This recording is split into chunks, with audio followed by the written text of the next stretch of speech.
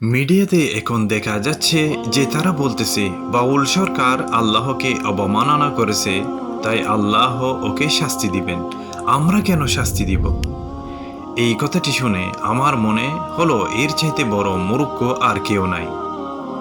যে সৃষ্টিকর্তা আমাদেরকে সৃষ্টি করেছেন, আমাদেরকে এত নিয়ামত দিয়েছেন, সেই সৃষ্টিকর্তাকে অপমান করবে আর মানুষ চুপ থাকবে, এর চাইতে বড় জাহেল আর মনে হয় নাই।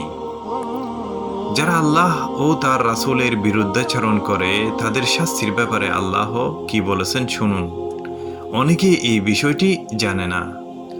মহান আল্লাহ তাআলা এই বিষয়টি পবিত্র কুরআনে বলেন, যারা আল্লাহ ও তার রাসূলের বিরুদ্ধে দুশমনীতে লিপ্ত হয় এবং পৃথিবীতে অশান্তি ও বিপর্যয় সৃষ্টির পায়তারা করে, তাদের শাস্তি কেবল মৃত্যুদণ্ড, শুলি বিদ্ধ করে হত্যা, কিংবা হাত পা বিপরীত দিক থেকে কেটে ফেলা, অথবা নির্বাসিত করা, কারাগারে নিক্ষেপ করা। এই তো হলো তাদের পার্থিব অপমান, আর পরকালেও তাদের জন্য অপেক্ষা করছে মর্মান্তক শাস্তি। যারা আল্লাহ এবং তার রাসূল সাল্লাল্লাহু আলাইহি ওয়াসাল্লামের বিরুদ্ধাচরণ করে তাদের শাস্তি আমার মনে হয় মৃত্যুদণ্ডই দেওয়া উচিত।